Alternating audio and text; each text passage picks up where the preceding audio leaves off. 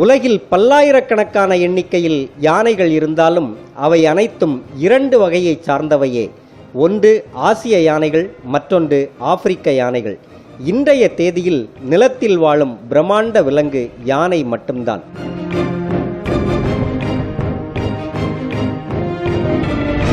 கரி வேளம் என்று சங்க காலத்திலும் ஆன என்று முன்னோராலும் அழைக்கப்பட்ட தந்தமுள்ள அந்த விலங்கை இன்று நாம் யானை என்று அழைக்கிறோம்.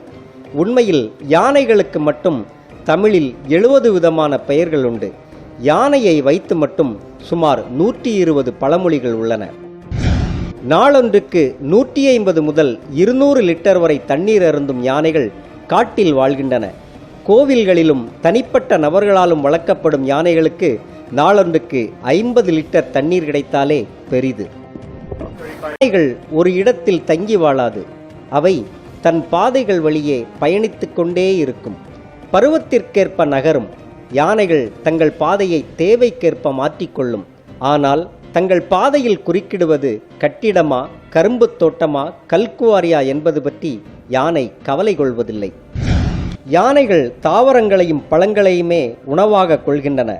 ஒரு நாளின் 16 மணி நேரத்தை சாப்பிடுவதற்கு மட்டுமே செலவிடும் யானைகள் சுமார் 4 மணி நேரம் தூங்குகின்றன, 5 மணி நேரம் நடக்கின்றன.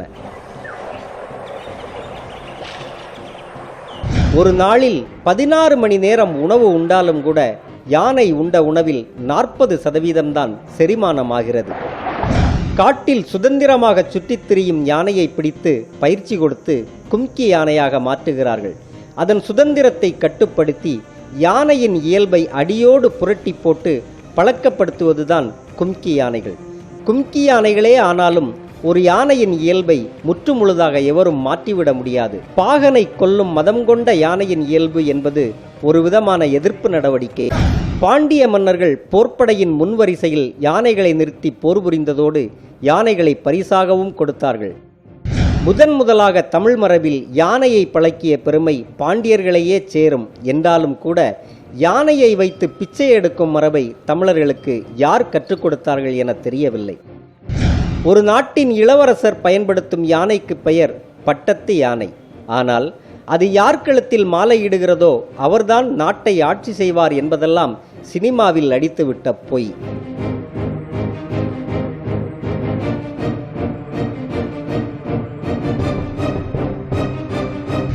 யானையின் தும்பிக்கைதான் அதன் ஆன்மா.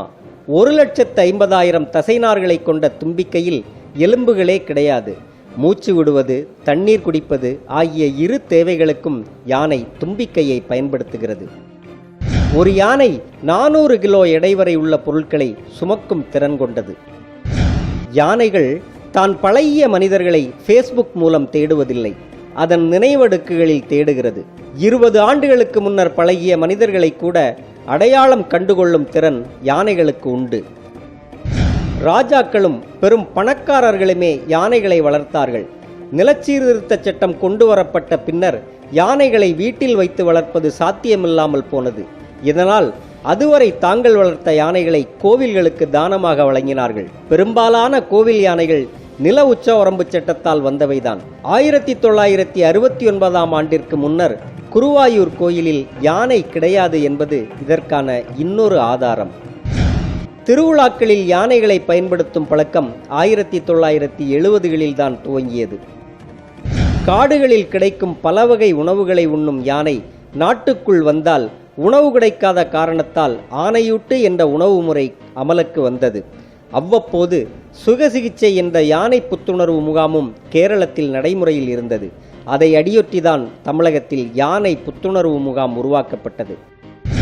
காட்டு யானைகளை கும்கி யானைகளாக பழக்குவோருக்கு மாவூத் என்று பெயர்.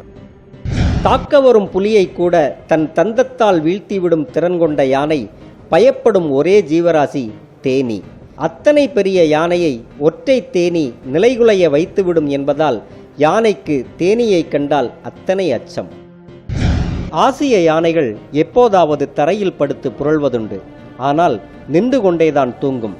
யானை படுத்துவிட்டால் அது பெரும்பாலும் மரணப்படுக்கைதான். மனிதர்களுக்கு இடதுகை பழக்கம் உள்ளது போல யானைகளுக்கும் இடது வலது பழக்கம் உண்டு.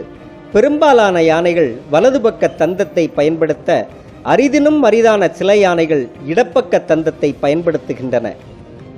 வேட்டையாடப்படும் விலங்குகளில் ஒன்றான யானை ஆசியாவில் வெறும் 50,000 வரை மட்டுமே உள்ளதால் அது அருகி வரும் உயிரினங்கள் பட்டியலில் உள்ளது. யானைகளுக்கு உணவு கிடைக்காமை, மனிதர்களின் தொந்தரவால் ஏற்படும் மன அழுத்தம் இரண்டும் தான் யானைகளின் எண்ணிக்கை குறைந்து வருவதற்கு முக்கிய காரணம் என்று ஆய்வுகள் சொல்கின்றன. இனப்பெருக்க காலத்தில் சுரக்க வேண்டிய சுரப்பிகள் முறையாக சுரக்காமல் போவதால் யானைகளின் இனப்பெருக்கம் சிக்கலுக்குள்ளாகிறது. இதனால் உருவாகும் மன அழுத்தம் யானைகளை வழக்கத்திற்கு மாறாக இயங்க வைக்கிறது என்றும் சொல்லப்படுகிறது. உலக அளவில் ஒவ்வொரு 15 நிமிடங்களுக்கும் ஒரு யானை இறந்து கொண்டிருக்கிறது. இதில் இயற்கை மரணமும் கொல்லப்படுவதும் இரண்டுமே அடக்கம். யானையிடம் அச்சத்தை விதைக்க முடியாது, ஆனால் ஆசையை தூண்ட முடியும். உணவை தடுத்து ஆசையை தூண்டி பழக்கப்படுத்தும் யானைகளே பின்னாட்களில் கும்கியாக மாறுகின்றன. யானையின் தோள்கள் அதிக கூச்ச உணர்வும் உணர்வு திறனும் கொண்டவை. யானையின் தோல் தடிமனாக இருந்தாலும் கூட மனிதர்களின் சுண்டு விரல் பட்டால் கூட சிலிர்க்கும் அளவுக்கு உணர்வெழுச்சி மிக்கது யானை.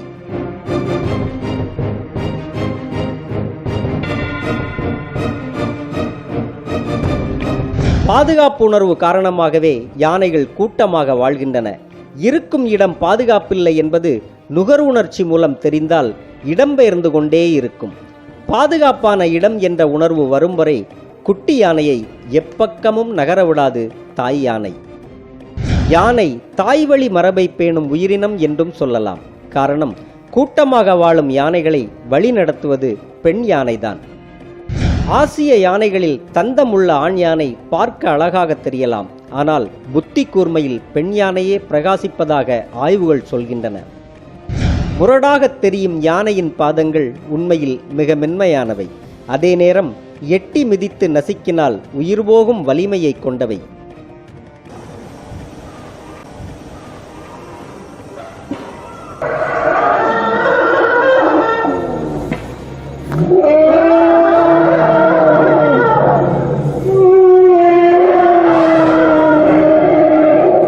யானையின் நகங்களில் மட்டுமே வியர்வை சுரப்பதால் தன் உடற்சூட்டை தணித்து கொள்ள தண்ணீரையும் மண்ணையும் தந்தத்தால் தன் உடல் மீது போட்டுக்கொள்கிறது யானை. யானைக்கு மதம் பிடிக்க உடல் சூடும் ஒரு முக்கிய காரணம்.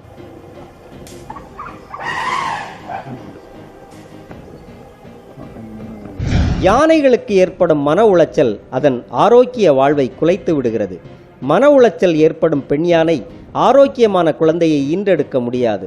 மன உளைச்சல் சரி செய்யப்படாத நிலையில் மாரடைப்பு ஏற்பட்டு இறக்கும் யானைகளும் உண்டு. அதிகபட்சம் 70 முதல் 90 வயதுகள் வரை யானைகளின் ஆயுள் கணிக்கப்படும் நிலையில் மத்திய பிரதேச மாநிலம் பன்னா புலிகள் சரணாலயத்தில் பராமரிக்கப்படும் வட்சலா என்னும் பெண் யானைதான் உலகிலேயே அதிக வயதுடைய யானை என அறிவிக்கப்பட்டுள்ளது.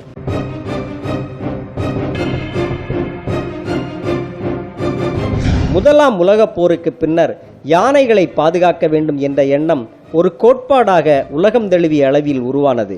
நாம் பயன்படுத்தி கொண்டிருக்கும் அழகு சாதன பொருளை தந்தம் என்று பெருமைப்படுவதை விட அது ஒரு யானையின் பல் என்று புரிந்து கொண்டால் அந்த வேட்டையின் அர்த்தம் புரியும். உலக அளவில் தான்சானியா தனது 80% யானைகளை இழந்துவிட்டது. கென்யா 85% யானைகளையும், உகாண்டா 95% யானைகளையும் இழந்துவிட்டது. இந்தியாவை பொறுத்தவரை யானைகளின் எதிரிகள் வேட்டைக்காரர்கள் அல்ல, மின்வேலிகளில் சிக்கியும் ரயிலில் அடிபட்டு இறக்கும் யானைகளே இங்கு அதிகம்.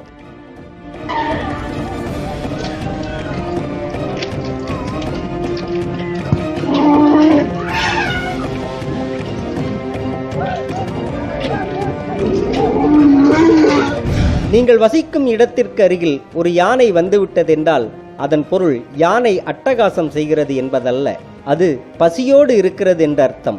ஒரு முதிர்ந்த யானை 300 கிலோ உணவை உண்ணும். காட்டில் அது கிடைக்காத போது கரும்பு தோட்டங்களை நோக்கி வந்து விடுகிறது. யானைகளின் குடும்பப்பற்று அலாதியானது. ஒரு யானை காயமடைந்தால் இன்னொரு யானை அதை கவனித்துக் கொள்ளும். ஒன்று மரணித்தால் கூட்டமாக அழும், தனிமை துயர் கொள்ளும். ஒரு யானையின் எலும்புக்கூட்டை காண நேர்ந்தால் அதை புதைக்கும் அல்லது அடையாளம் தெரியாதபடி சிதறடித்துவிடும். பெண் யானைகள் 15 வயது முதல் பருவமடைய துவங்குகின்றன.